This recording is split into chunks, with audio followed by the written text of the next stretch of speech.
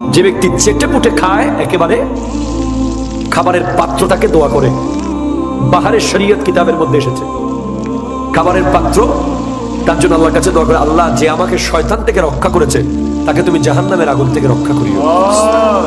আমরা এখন ফ্যাশন বানিয়েছি এক টুকরো রেখে দেওয়া, ফ্যাশন বানিয়েছি দুই টুকরো ফেলে যাওয়া।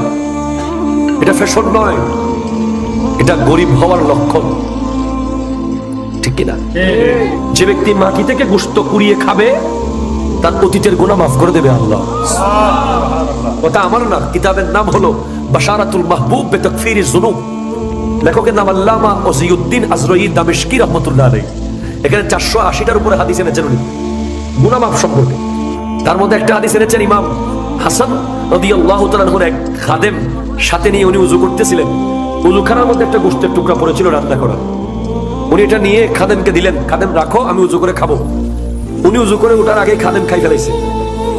তো ইমাম হাসান পাক বলছেন গোশত কই? আমি তো খাই ফেলেছি। আইরে আল্লাহ, তোমাকে তার খেদমতে রাখা যাবে না। কেন? তুমি জান্নাতি মানুষ হয়ে গেছো, মাটি থেকে গোশত তুলে খেয়েছো, আল্লাহ তোমার গুনাহ মাফ করে দিয়েছে।